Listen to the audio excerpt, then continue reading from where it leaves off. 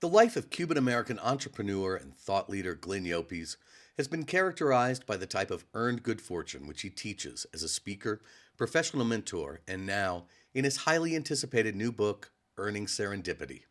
Glenn is the prototype of the new entrepreneur whose success lay in steadfast character, a passion for life, and an ability to marry social responsibility with groundbreaking products and services. Glenn brings to his teaching real-world business experience in both corporate America and as an entrepreneur.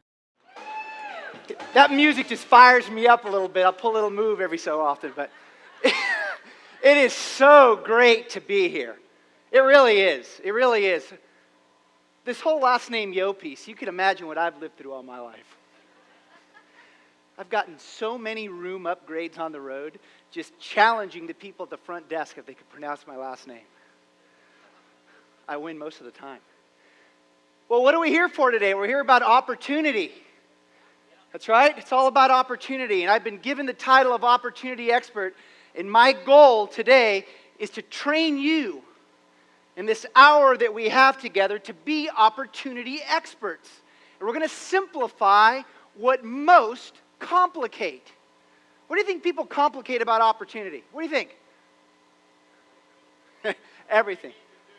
What do you need to do? How do I get started? How do I see it? How do I seize it? How do I sustain it? Isn't that the name of the game? It's about sustainability. It's about sustainability. But what it is, more than anything, is about trust. I know that I had a chance to speak with Bob here in the green room, and we talked about, well, what is a brand? Right? I know you guys talked a little bit about that last night. Your brand is all about trust. But it's not just about how other people trust you. It's about whether you trust yourself, right?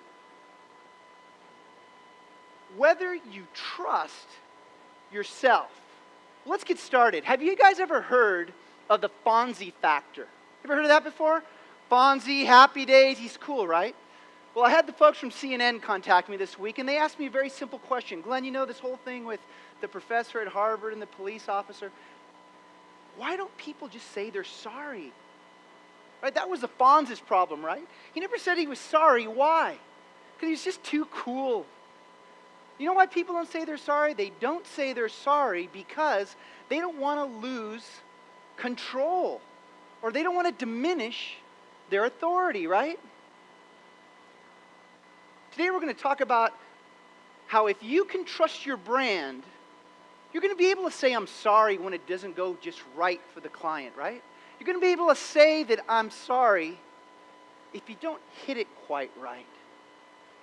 But if you trust your brand and you have a cause that people will follow, you'll build a community and people will remain loyal with you.